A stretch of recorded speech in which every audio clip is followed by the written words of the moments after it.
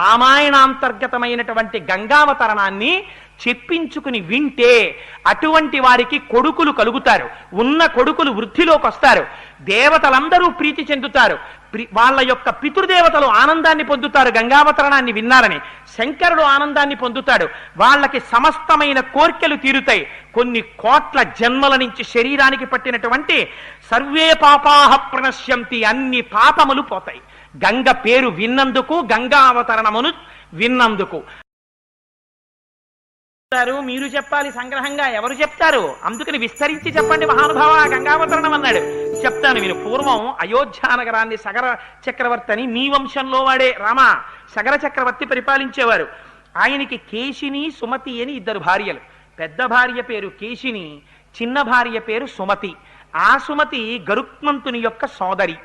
ఇద్దరు భార్యలతోటి చాలా సంతోషంగా పరిపాలన చేస్తూ ఆనందంగా ఉన్నాడు. కొంతకాలం అయిపోయిన తర్వాత సగర చక్రవర్తి తనకు బిడ్డలు లేరని ఇద్దరు భార్యల్ని తీసుకుని హిమాలయ పర్వతాల్లో ఉండేటటువంటి భృగుశ్రవణాన్ని చేరుకున్నాడు. చేరుకుని అక్కడ 100 సంవత్సరములు తపస్సు చేశాడు. తపస్సు చేస్తే అది భృగుశ్రవణం. అందుకని భృగు మహర్షి ప్రసన్నులయ్యారు. ప్రసన్నులై ఆ మహర్షిని పిలిచి ఒక వరం ఇచ్చారు. నాయనా సగరా, 100 సంవత్సరములు తపస్సు చేశావు కాబట్టి నీకు ఒక వరం ఇస్తున్నాను. నీకు ఇద్దరు భార్యలు ఉన్నారు కదా, ఒక భార్యకి వంశకరుడైన కుమారుడు కలుగుతాడు, వంశాన్ని నిలబెట్టేటటువంటి గొప్ప ఉదాత్తమైన చరిత్ర కలిగిన కొడుకు పుడతాడు. ఒక భార్యకి 60,000 మంది కొడుకులు పుడతారు, వాళ్ళు మహోత్సాహవంతులు. అందుకని సంతోషంగా ఉండవయా, వరం ఇచ్చేశాను కాబట్టి నువ్వు బయలుదేరి అయోధ్య నగరానికి వెళ్ళిపోమన్నారు.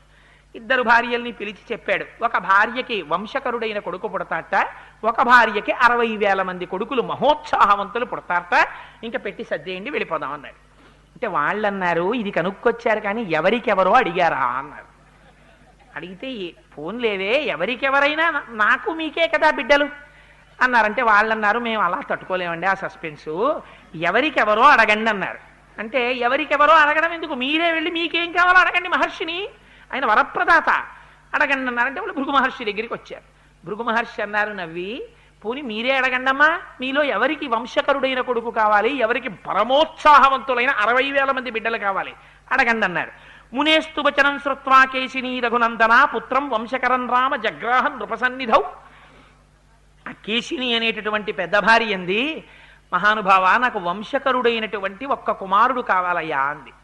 రెండో భార్య అంది, అమ్మో 60,000 అడిగేస్తుందేమో అనుకున్నాను, నా అదృష్టం, నాకు 60,000 మంది కావాలనుకున్నాను, వంశకరుడు ఒకటి కావాలని పెద్ద భార్య అంది. షష్ఠి పుత్ర సహస్రాణి సుపర్ణ భగినిస్తథా మహోత్సాహం కీర్తిమతో జగ్రాహ సుమతిశ్రుతాన్. మహానుభావ నాకు 60,000 మంది మహోత్సాహవంతులైనటువంటి పిల్లలు కావాలని రెండో భార్య అడిగింది. తథాస్తు అన్నారు మహర్షి. బయలుదేరి వెళ్ళిపోయారు అయోధ్య నగరానికి. కొంతకాలం అయింది. పెద్ద భార్యకి కుమారుడు జన్మించాడు. ఆయనకి అసమంజసుడు అని పేరు పెట్టారు. రెండవ భార్యకి ఒక సొరకాయ ఒకటి పుట్టింది. ఆ సొరకాయ బయటికి రాగానే బద్దలైంది. అది పిండ స్వరూపంతో బయటికి వచ్చి పగిలింది. అందులోంచి 60,000 మంది చిన్ని చిన్ని చిన్ని చిన్ని వాళ్ళు, ఏదో మనకి ఏ సినిమాల్లోనో చూస్తున్నట్టు ఈగలంతంత పిల్లలు, 60,000 మంది పిల్లలు వచ్చారు. అయ్యయ్యో వీళ్ళేమిటి మరి ఇంత చిన్న చిన్న వాళ్ళగా ఉన్నారని చెప్పి ఎవడు కాలేసి తొక్కేస్తాడో, మన పిల్లల్ని మనమే చూసుకోం, ఇదెక్కడ కూడా వచ్చి పడిందిరా అని చెప్పి 60,000 మంది పిల్లల్ని కూడా దాదులకు ఇచ్చారు. వాళ్ళు ఏం చేశారంటే నీతి కుండల్లో పెట్టారు. ఈ పిల్లల్ని పెట్టి ఈ 60,000 మంది పిల్లల్ని నీతి కుండల్లో పెంచారు. పెంచితే వాళ్ళు యవ్వనవంతులయ్యారు. 60,000 మందికి పేర్లు పెట్టడం ఎందుకు వచ్చిన గొడవ, రేపు రామాయణం చెప్పేవాడికి ఇదే సరిపోతుంది. 42 రోజులు అనుకున్నారో ఏమిటో పాపం మహర్షి. సగర చక్రవర్తి కొడుకులు కదయా సగరులు అంటాం, 60,000 మంది సగరులు అన్నారు. చాలా సంతోషం మహాప్రభు మమ్మల్ని గట్టెక్కించేశారని. 60,000 మంది సగరులు సుమతి బిడ్డలు, కేశిని బిడ్డడు అసమంజసుడు. పెద్ద భార్య పెద్ద కొడుకు కాబట్టి సంతోషంగా ఉన్నాడు సగర చక్రవర్తి. కానీ ఆ అసమంజసుడుకు అలవాటు ఉండేది. ఆయన ఏం చేసేవాడు, సాయంకాలం అయ్యేటప్పటికి ఊళ్ళో ఉన్న పిల్లలందరినీ పిలిచి, ఉరే రండిరా ఆడుకుందాం, సరయూ నది ఒడ్డుకి వెళ్ళేవాడు. రాజుగారి కొడుకు పిలిస్తే ఎవరు రారు, యువరాజుగారితో సరదాగా ఆడుకోవడం అంటే సరదాయే కదా, హోంవర్క్ వచ్చి చేసుకుంది కానీ నాన్న వెళ్ళి ఆడుకోని తల్లులు పంపించేసేవారు. వాడి పిల్లలందరినీ తీసుకెళ్లి సరయూ నది ఒడ్డుకి వెళ్ళి ఈ పిల్లలందరినీ ఎత్తి ఈదుకుంటూ బయటికి రావడానికి వీలు లేనంత లోతైన చోటికి సరయూ నదిలోకి బిడ్డల్ని రోజు 2-3 విసిరేసేవాడు. ఆ బిడ్డలు అరిచి కేకలు పెట్టి ఆ నదిలో మునిగి మరణించేవారు. రాజుగారికి తెలిస్తే బాధపడతారని చాలా కాలం ఓర్పు పట్టారు ప్రజలు. వీడు రోజు ఆటలని పిల్లల్ని తీసుకెళ్ళడం, ఆ పిల్లల్ని నదిలోకి విసిరేస్తూ ఉండడం. తర్వాత గొప్ప యోగి అయ్యాడంతో. అయితే ఇది తెలిసిపోయింది సగర చక్రవర్తికి. ఏవం పాప సమాచార సజ్జన ప్రతిపాదక పౌరాణామహితోయుక్తో పుత్రో నిర్వాసిత పురాత్ అన్నారు వాల్మీకి మహర్షి. వాడు కొడుకే కావచ్చు, పెద్ద కొడుకే కావచ్చు, పెద్ద భార్య పెద్ద కొడుకే కావచ్చు, అయినా వాడు పాపముతో కూడినటువంటి ప్రవర్తనతో ఉన్నాడు. నేను పరిపాలిస్తున్నటువంటి ప్రజలకి ఇబ్బంది కల్పించాడు, అందుకని వాడి ఈ రాజ్యంలో ఉండడానికి వీల్లేదు, వాడిని రాజ్య బహిష్కారం విధిస్తున్నాను, పొమ్మన్నారు. ఇది అయోధ్యని పరిపాలించినటువంటి ధర్మాత్ములైన ప్రభువులంటే. పంపించేస్తే ఆ అసమంజసుడికో కొడుకున్నాడు, వాడి పేరు అంశుమంతుడు. ఆ అంశుమంతుణ్ణి మనవణ్ణి తెచ్చి సగర చక్రవర్తి దగ్గర పెట్టుకున్నారు. 60,000 మంది రెండో భార్య కొడుకులు ఉన్నారు. సంతోషంగా కాలం గడుస్తోంది. ఇంతమంది ఉన్నారు కదా, అశ్వమేధయాగం చేద్దామని మహానుభావుడు సగర చక్రవర్తి అశ్వమేధయాగం మొదలుపెట్టారు. అశ్వమేధయాగం మొదలుపెట్టి గుర్రాన్ని విడిచిపెట్టారు. విడిచిపెడితే ఆ అశ్వమేధయాగంలో విడిచిపెట్టబడినటువంటి గుర్రం పెడుతుంటే ఇంద్రుడు చూశాడు. చూసి ఈ గుర్రాన్ని అపహరించాలనుకున్నాడు. అపహరించాలనుకుని రాక్షసీంతనుమాస్తాయా యజ్ఞీయాశ్వం అపాహరత్, రాక్షసుడి యొక్క శరీరాన్ని పొందాడు. ఎందుకని? సగర చక్రవర్తితో మాట అన్నారు, ఇక్కడ ఇంత గొప్ప బ్రాహ్మణులు ఉన్నారు, సుస్వరంగా వేదమంత్రాలు చెప్తున్నారు, అందుకని ఇక్కడికి రాక్షసులు రాలేరురా అన్నారు. ఇంద్రుడు రాక్షస శరీరాన్ని పొందాడు. పొంది అపహరించాడు యజ్ఞాశ్వాన్ని. అపహరిస్తే పాపం వెనకాతల వెడుతున్నటువంటి వాళ్ళు వెనక్కి వచ్చేశారు. అంశుమంతుడు వెడుతున్నాడు ఆ గుర్రానికి కాపలాగా, అంటే పెద్ద కొడుకు యొక్క కొడుకు మనవడు. వెనక్కి వచ్చి, తాతగారు గుర్రాన్ని ఎత్తుకుపోయారండి ఎవరో అన్నాడు. అంటే ఆయన అన్నాడు, ఆ యజ్ఞం చేయిస్తున్న వాళ్ళు అన్నారు, యజ్ఞాశ్వం కానీ అపహరింపబడితే యజ్ఞంలోంచి ప్రతికూల ఫలితాలు వస్తాయి, దారుణమైన ఫలితాలు వస్తాయి, అందుకని గుర్రం తిరిగి రావాలి, అందుకని నువ్వేం చేస్తావో మాకు తెలియదు, నువ్వు అలా దీక్షలో ఉండి ఆ గుర్రం వెనక్కి వచ్చేటట్టు చూడన్నారు. అంటే ఆయన అన్నాడు, 60,000 మంది కొడుకుల్ని పిలిచాడు. ఒరే మీరు సగరులు ఉన్నారు కదా, యోజనాయామ విస్తారమేకైకో ధరణీతలం బిబిధు పురుష వ్యాఘ్ర వజ్రస్పర్శ సమైర్నఖైహి అన్నాడు. భూమి 60,000 యోజనాలు ఉంది, మీ అందరూ తలకో యోజనం పంచేసుకోండి, పంచేసుకుని గోళ్లతో పెకలించేయండి, గోతులు పెట్టేయండి, ఎక్కడో అక్కడ ఎవడో ఒకడు దాచి ఉంటాడు, భూమి తప్ప ఎక్కడ దాస్తాడు, అందుకని 60,000 యోజనాలు వెతికేయండి, ఎక్కడైనా అడుగున కానీ గోతుల్లో కానీ దాచాడేమో భూమిని తవ్వేయండి అన్నాడు. వాళ్ళకి వజ్రాలు లాంటి గోళ్ళు ఉన్నాయి, వాళ్ళు భూమికి గోతులు పెట్టి వెతికేశారు. వెతికేస్తే భూమి అంతా గోతులు పడిపోతోంది, అడ్డొచ్చిన ప్రాణులు అన్నీ చచ్చిపోతున్నాయి. వాళ్ళు పాతాళం వరకు తవ్వేస్తున్నారు. తవ్వేస్తుంటే ఇది ఇన్ని ప్రాణులు చచ్చిపోతున్నాయని దేవతలందరూ ఆశ్చర్యపోయారు. ఆశ్చర్యపోయి అందరూ కలిసి మళ్ళీ చతుర్ముఖ బ్రహ్మగారి దగ్గరికి వెళ్ళారు. చెప్పాను కదా, ఆయన కన్సల్టెంట్ ఫిజిషియన్ పాపం, ఆయన దగ్గరికి మళ్ళీ వెళ్ళారు. వెళ్ళి భగవన్ పృథివీ సర్వా ఖన్యతే సకలాత్మజై బహవశ్చ మహాత్మానో హన్యంతే తలవాసిన. ఈ సగరులు భూమిని తవ్వేస్తుంటే ప్రాణులన్నీ చచ్చిపోతున్నాయి, వాళ్ళు ఉగ్రరూపాలతో తవ్వుతున్నారు, ఏం చెయ్యమంటారని అడిగారు. అడిగితే బ్రహ్మగారు అన్నారు, ఒరే మీరేం బెంగబెట్టుకోకండి, ఈ భూమి అంతా ఎవరిది? శ్రీ మహావిష్ణువుది, ఆయన రక్షించుకోవలసినటువంటి వాడు, స్థితికారుడు కనుక. ఇప్పుడు శ్రీ మహావిష్ణువు ఈ భూమండలం మీదే ఉన్నారు. ఎక్కడున్నారో తెలుసా? కాపిలం రూపమాస్తాయ ధారయత్యని సంధరాం తస్య కోపాగ్నినా దగ్ధా భవిష్యంతి నృపాత్మజాహ. వాళ్ళకి పుట్టుకతోటే అల్పాయుర్దాయం, వాళ్ళు ఎక్కువ కాలం బతకరు, వాళ్ళు వెళ్ళిపోతారు. కపిల మహర్షి ఉన్నారు, పాతాళ లోకంలో ఉండి తపస్సు చేసుకుంటున్నారు ఆయన. అందుకని వీళ్ళు తవ్వుతూ కపిలుడి దగ్గరికి వెడతారు. ఆ కపిలుడు వీళ్ళని చంపేస్తాడు. మీరేం బెంగ పెట్టుకోకండిరా, వెళ్ళండి. ఆ తవ్వుతూ వాళ్ళు పోతారు, ఇంకెంతో కాలం ఉండరు, మీరు వెళ్ళండి అన్నారు. అనేటప్పటికీ దేవతలందరూ బయలుదేరి వెనక్కి వెళ్ళిపోయారు. వీళ్ళు పాపం తవ్వేశారు, ఎక్కడా కనపడలేదు. కనపడకపోతే వెనక్కి వచ్చేశారు. వెనక్కి వచ్చి తండ్రికి చెప్పారు, నాన్నగారు 60,000 యోజనాలు తవ్వేశాం కానీ ఎక్కడా మాకు గుర్రం కనపడలేదు, ఏం చేయమంటారన్నారు. మీరు ఏం చేస్తారో నాకు అనవసరం, పాతాళం వరకు తవ్వేసేయండి, పాతాళాన్ని కూడా తవ్వేసేయండి, ఎక్కడో అక్కడ ఉంటుంది గుర్రం తేకపోతే నేను దీక్షలోంచి బయటికి రాకూడదు, మీరు మళ్ళీ వెళ్ళండి అన్నాడు. అనేటప్పటికీ పాపం ఈ 60,000 మంది మళ్ళీ వెళ్ళారు. వెళ్ళి పాతాళం వరకు తవ్వేశారట. తవ్వేస్తే ఆశ్చర్యకరమైనటువంటి విషయం ఏమిటంటే, వాళ్ళకి అలా తవ్వుతూ వెడుతుంటే తూర్పు దిక్కున తవ్వుకుంటూ వెళ్ళిపోయారు. వెళ్ళిపోతే దిశాగజం విరూపాక్షం ధారయంతం మహీతలం, అక్కడ ఒక పెద్ద ఏనుగు కనపడింది, దాని పేరు దిశాగజం. అది భూమిని తూర్పు దిక్కున తన యొక్క కుంభస్థలం మీద పెట్టి మోస్తోంది. భూమి మీద పాపం ఎక్కువైపోతే ఆ ఏనుగు మొయ్యడానికి అసహ్యం వేసి, భూభారం ఎందుకు పెరుగుతుందంటే పాపం వల్ల, పెరిగిపోతే ఆ ఏనుగు బరువు ఎక్కువై ఓసారి ఇలా కదుపుతుంది కుంభస్థలాన్ని, అప్పుడు భూకంపాలు వస్తాయింది రామాయణం. అందుకని దిశాగజం మోస్తోంది ఆ కుంభస్థలం మీద. దాన్ని చూసి వాళ్ళు ప్రదక్షిణం చేశారు. ప్రదక్షిణం చేసి అక్కడి నుంచి తూర్పు దిక్కు నుంచి ఉత్తర దిక్కుకు వెళ్ళారు. ఉత్తర దిక్కుకు వెళ్ళి అక్కడ తవ్వడం మొదలెట్టారు. మహాపద్మం మహాత్మానం సుమహత్ పర్వతోపమ. పర్వతం అంత పెద్ద ఏనుగుంది, దాని పేరు మహాపద్మం. అది దక్షిణ దిక్కున భూమిని మోస్తోంది కుంభస్థలం మీద. దానికి ఇది అలవాటు. పాపం పెరిగితే అది కదుపుతుంది, అప్పుడు దక్షిణాన భూకంపాలు వస్తాయి, సునామీలు వస్తాయి. అందుకని అది అక్కడ మోస్తోంది. అక్కడి నుంచి పడమర దిక్కుకు వచ్చారు. వచ్చేటప్పటికి దిశాగజం సౌమనసం దదృశుస్తే మహాబలాహ. అక్కడ సౌమనసము అనబడేటటువంటి ఏనుగు మోస్తోంది. దాన్ని చూశారు, దానికి ప్రదక్షిణం చేశారు. అక్కడా కనపడలేదు. ఉత్తర దిక్కుకు వచ్చారు. ఉత్తర దిక్కుకు వస్తే భద్రం భద్రేణ వపుషా ధారయంతం మహీమిమాం. అక్కడ భద్రము అనబడేటటువంటి ఏనుగు కనపడింది, అది మోస్తోంది ఉత్తర దిక్కుని. అక్కడ దానికి ప్రదక్షిణం చేశారు, మళ్ళీ చూశారు. 4 దిక్కులా వెతికేశాం, పాతాళాన్ని కూడా తవ్వేశాం, మనకి కనపడలేదు ఏనుగు. ఏం చేద్దామన్నారు. ఒరే 4 దిక్కులు తవ్వాం కానీ ఈశాన్యం ఆగ్నేయం వాయవ్యం నైరుతి వాయవ్యం మిగిలిపోయాయి కదా, అవి కూడా తవ్వేద్దామన్నారు. సరే పదండి అన్నారు. ఈశాన్య దిక్కుని తవ్వేయడం మొదలుపెట్టారు. వెళ్ళేటప్పటికి వాళ్ళకు ఆశ్రమం కనపడింది. అక్కడ భగవన్ పృథివీ సర్వా ఖన్యతే సకరాత్మజై బహవశ్చ మహాత్మానో హన్యంతే తలవాసినః కాపిలం రూపమాస్తాయ ధారయత్యనిశం ధరాం తస్య కోపాగ్నినా దగ్ధ భవిష్యంతి నృపాత్మజాః అని బ్రహ్మగారు ఏ మాట చెప్పారో, ఏ కపిలుని యొక్క స్వరూపం చూసిన తరువాత వీళ్ళు కాలిపోతారని చెప్పారో, అటువంటి మహానుభావుడు ఆ కపిల మహర్షి అక్కడ కూర్చునున్నారు. తేతు సర్వే మహాత్మానో భీమవేగా మహాబలాః దదృశు కపిలం తత్ర వాసుదేవం సనాతనం హయం చ తస్య దేవస్య చంతమవిదూరతః ప్రహర్షముతులం ప్రాప్తాః సర్వేతే రఘునందన. అక్కడికి వెళ్ళేటప్పటికీ సనాతనుడైనటువంటి విష్ణు భగవానుడు కపిల మహర్షి యొక్క రూపంలో కూర్చుని ఈశాన్య దిక్కున తపస్సు చేస్తున్నారు. అక్కడే ఏగాశ్వాన్ని కట్టి వెళ్ళిపోయాడు ఇంద్రుడు. ఇంద్రుడంటే మీరు గుర్తుపెట్టుకోండి, ఇంద్రియముల యొక్క చలన స్వభావమే ఇంద్రుడు. ఇంద్రుడు అంటారు అంతే, కానీ ఇంద్రుడు గుర్రాలు ఎత్తుకుపోతాడని కాదు దాని అర్థం. ఆంతరమైన అర్థం వేరు. అందుకని అక్కడుంది ఆ గుర్రం. ఉండేటప్పటికి వీళ్ళు చూశారు సగరులు. అదిగో రామన యాగాశ్వం అన్నాడు ఒకడు. ఉరే ఇక్కడ కట్టేసి ఉందంటే ఈయనే ఎత్తుకొచ్చాడు రా అన్నాడు. ఆవేశం ఎంత పని చేస్తుందో చూడండి.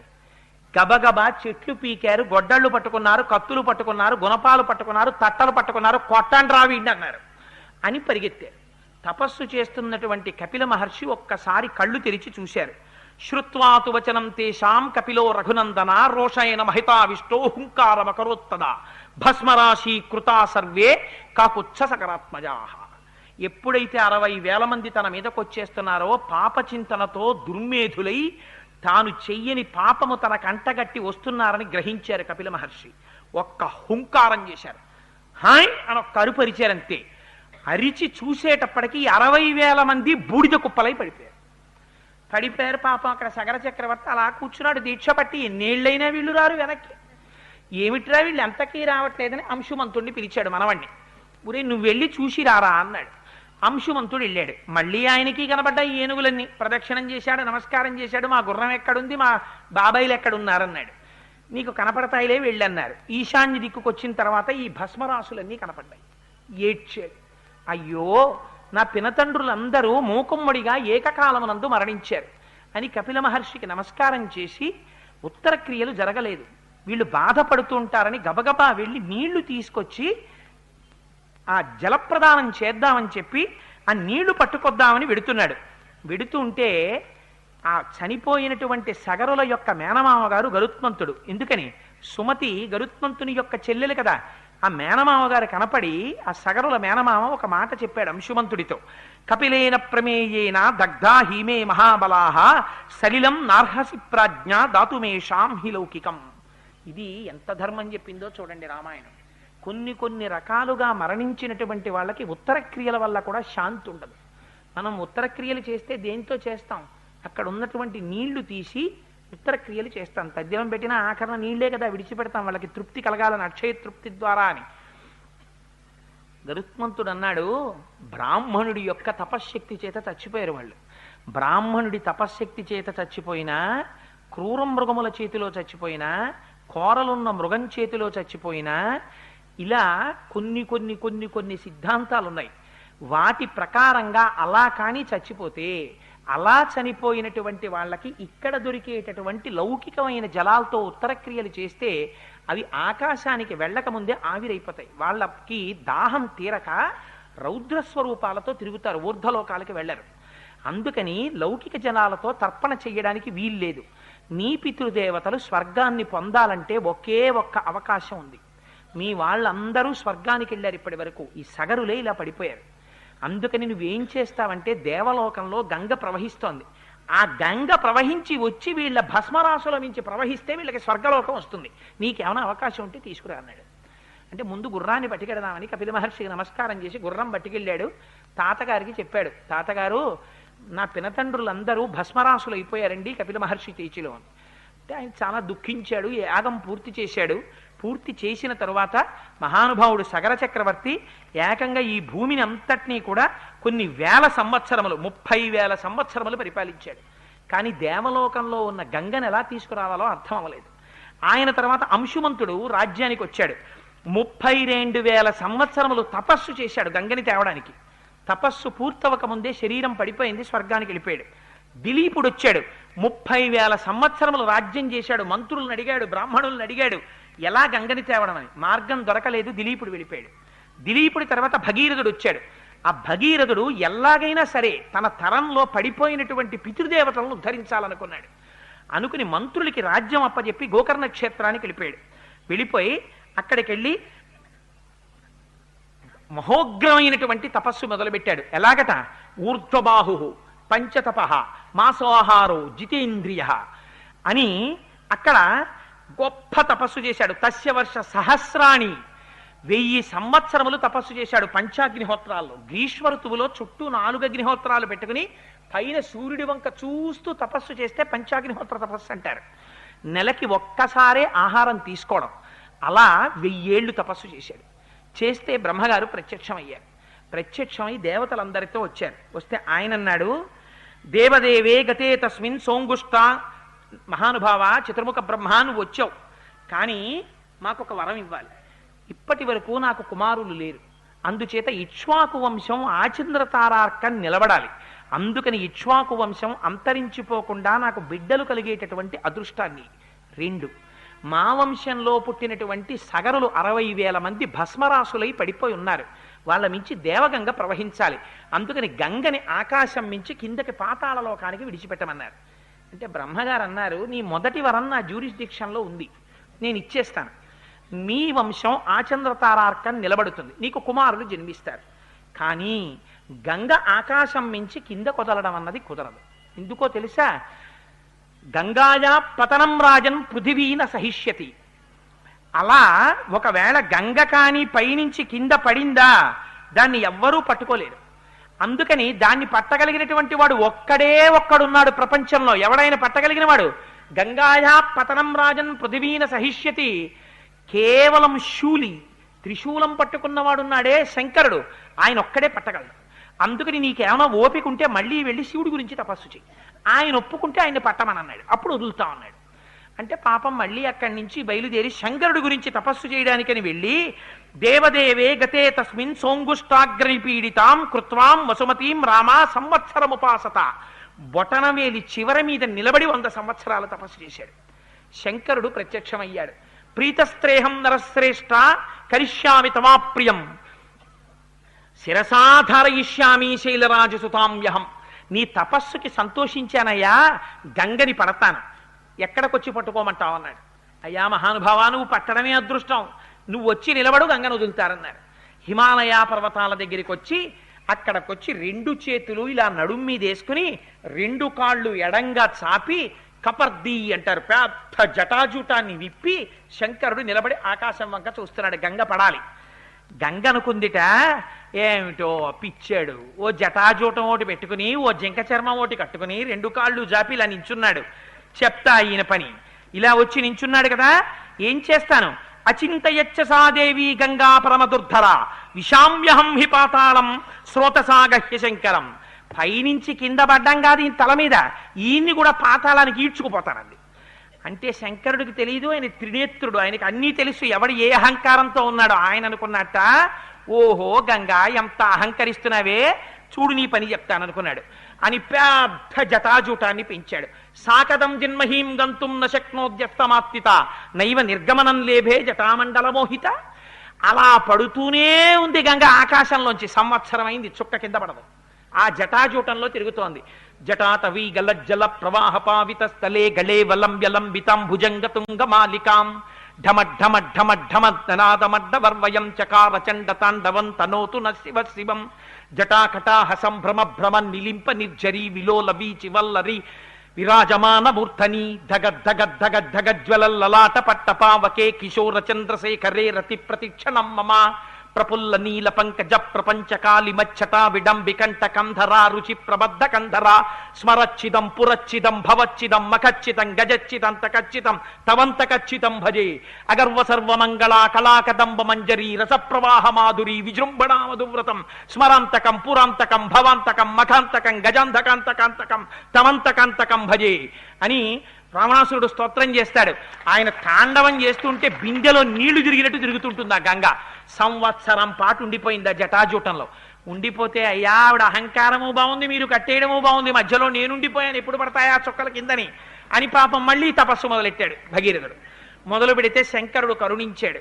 ఇంతకాలం అహంకరించింది కదా, అందుకుని కట్టేశాను, బెంగ పెట్టుకోక వదిలేస్తున్నానన్నాడు అని జటాజూటంలోంచి కిందకు వదిలాడు. పరమ పవిత్రమైనటువంటి శంకరుడి యొక్క కపర్ది ఆయన యొక్క శిరస్సుని తగిలి కింద పడింది. అలా పడేటప్పుడు ఆ బిందు సరోవరంలోకి వదిలేశాట. వదిలేస్తే హ్లాదిని పావని నళిని అని 3 పాయలు కింద తూర్పుకి వెళ్ళిపోయింది. సుచక్షువు సీత సింధువు అని 3 పాయలు పడమటకి వెళ్ళిపోయాయి. 7వ పాయ భగీరథుడిని అనుసరించి వెళ్ళిపోతోంది. ముందు రథం మీద భగీరథుడు వెళ్ళిపోతున్నాడు, ఆ వెనకాతల గంగ వెళ్ళిపోతోంది. యతో భగీరథో రాజా తతో గంగా యశస్విని జగామ సరిత శ్రేష్ఠ సర్వపాప ప్రణాశిని. అదో ఆశ్చర్యకరమైన ఘట్టం. మీరు ఒకసారి మానసికంగా విజువలైజ్ చేయండి. హిమాలయ పర్వతాల మీద ఇలా శంకరుడు, ఆకాశంలోంచి గంగ, ఇక్కడి నుంచి కింద పడ్డం, 3 పాయలటు 3 పాయలు ఇటు, రథం మీద భగీరథుడు, ఆ వెనకాతల పరిగెడుతూ గంగ. ఆ వెళ్ళిపోవడం కూడా ఎలా వెళ్ళిపోయిందట. గగనాశంకర శిరస్తతో ధరణిమాశ్రిత విసర్పిత జలం తత్ర తీవ్ర శబ్ద పురస్కృతం. ఆకాశం నుంచి శంకరుడి తల మీద పడి అక్కడి నుంచి కింద పడుతుంటే పెద్ద చప్పుట్ట. జలపాతం పడితేనే అంత చప్పుడు వస్తుంది, ఇంకా అంత దేవగంగ పడిపోతుంటే ఎంత చప్పుడు వస్తుంది.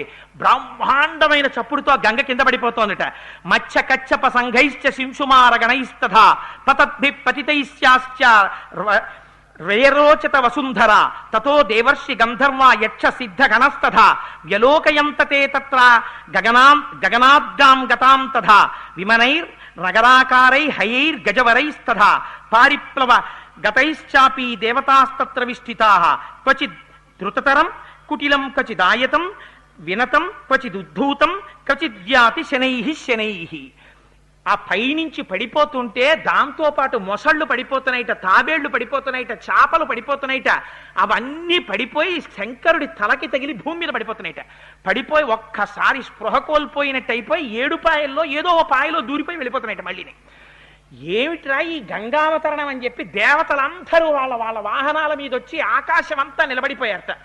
నిలబడిపోవడంలో వాళ్ళు పెట్టుకున్నటువంటి ఆభరణముల కాంతి చేత ఒకేసారి ఆకాశం అంతా 1,000,000 సూర్యులు ఉదయించినటువంటి కాంతి వచ్చేసిందిట. ఉరే దేవగంగ భూలోకం మీద పడిందిరా అని పాపం చేసిన వాళ్ళందరూ వచ్చి అందులో మునకేసారట. వాళ్ళ పాపాలన్నీ పోయి మళ్ళీ వాళ్ళందరూ స్వర్గానికి వెళ్ళిపోతున్నారట. నిలబడ్డ వాళ్ళు కొందరు, పైకి పోతున్న వాళ్ళు కొందరు, కిందకొచ్చి చూస్తున్న వాళ్ళు కొందరు. ఏమో అంత దూరం వెళ్ళి అక్కడ స్నానం చేయడం ఎందుకు, ఇక్కడికెళ్ళి ఇలా చల్లుకున్నా చాలు అని చెప్పి భవాంగ పతతంతోయం పవిత్ర వితిపస్పృశో. కొందరు శంకరుడి కాళ్ళ దగ్గరికి వెళ్ళి నించున్నారట. ఏమి శంకరుడి స్వరూపం రా, మహానుభావుడు చూడండి రా, పాదాల దగ్గర నుంచి మెరిసిపోతున్నాడు రా తెల్లగా. ఆ గంగ ఆయన శరీరం నుంచి పడిపోతుంది రా. భవాంగ పతితంతోయం, శంకరుడి యొక్క శరీరానికి తగిలి కింద పడుతోంది ఈ గంగ అని ఆయన పాదాల దగ్గర పెట్టేట. బుర్ర పెడితే పగిలిపోతుంది, ఎందుకని అంత ధార. అందుకని ఇలా నీళ్లు తీసి తల మీద జల్లేసుకుంటున్నారు కొంతమంది. భవాంగ పతితంతోయం పవిత్ర వితిపస్పృశు. అలా చల్లుకోగానే పాపాలు పోయి ఊర్ధ్వలోకాలకు వెళ్ళిపోతున్నారట. మరికొంతమంది చాలా పాపం ఉన్న వాళ్ళు, ఎక్కడెక్కడో ఉన్న వాళ్ళు పరుగు పరుగున వచ్చేసి ఆ పాయల్లోకి వెళ్ళి స్నానం చేయగానే పాపాలు పోయి ఊర్ధ్వలోకాలకు వెళ్ళిపోతున్నారట. ఒక పక్క నుంచి ఈ నదిలో వెళ్ళిపోతున్నటువంటి రకరకాలైనటువంటి జంతువుల యొక్క సమూహాలు, దేవతలు అందరూ వచ్చి నిలబడి చూస్తుంటే ఈ గంగ యొక్క శబ్దం, ముందు భగీరథుడు, వెనక పెద్ద పాయ, భగీరథుడి సంతోషం, పరుగు పరుగు పరుగు పరుగున గంగ భూలోకం నుంచి పాతాళలోకం వైపుకి వెళ్ళిపోతున్నారు. వెళ్ళిపోతుంటే అక్కడ జహ్ను మహర్షి తపస్సు చేస్తున్నటువంటి ఆశ్రమం ఉంది. దాని పక్క నుంచి భగీరథుడు వెళ్ళిపోయాడు. గంగ కూడా అలా సన్నగా వెళ్ళిపోతుంది. ఏమిటి, ఒక చోట విస్తృతంగా పరిగెడుతోంది, ఓ చోట సన్నగా పరిగెడుతోంది, ఓ చోట నురుగులతో పరిగెడుతోంది, ఓ చోట పైనుంచి కిందకి పడి పైకి లేస్తోంది. ఇలా కృష్ణానది శ్రీశైలంలో హైడ్రో పవర్ ప్రాజెక్టులో ఇలా పడి ఇలా పైకి లేస్తుంటుంది, అలా పైకి లేస్తోంది. ఓ చోట ఇటువైపు నుంచి వచ్చి ఇటువైపు వచ్చిన పాయలు గుద్దుకుంటున్నాయి. అంత చిత్ర విచిత్రంగా గతులతో వెళ్ళిపోతోందిట. రంగతుంగ తరంగ సంఘములతో రంజిల్లు ఘోషంబుతో బంగారంబగు పొంగుతో నురగతో పువ్వాట తుంపర్లతో భంగుల్సల్పుచు జంఘలించుచు నభోభాగము నుండి జారన్ గంగమ్మను దల్చితే శిరమునన్ రంజిల్లుతున్ శంకర అంటారు. నురగతో తుంపర్లతో గంగ పడిపోతోంది శంకరుడి మీద. స్నానం అయిపోతోంది మహానుభావుడికి. పరవశించిపోతున్నారు అందరూ. ఈ జహ్ను మహర్షి తపస్సు చేస్తున్నటువంటి యజ్ఞవాటికిని ముంచెత్తి పట్టుకెళ్ళిపోయింది. తపస్సు చేసుకుని యజ్ఞం చేస్తున్నటువంటి జహ్ను మహర్షి ఆశ్చర్యపోయాడు. ఎవడు రా నా యజ్ఞవాటికిని ముంచెత్తినవాడని చూశాడు. గంగ వచ్చేస్తోంది. కోపం వచ్చి ఒక్కసారి గంగనంతటిని తీసి ఔపోసన పట్టేశాడు. ఒక్కసారి ఇలా చూస్తుండగా మంచి సినిమా కరెంటు పోయినట్టు అన్నీ అయిపోయింది. గంగ భగీరథుడు ఏది వెనకాల ఇంత చప్పుడని చూశాడు. ఏముంది, ఏం లేదు, అంతా ఎడారి.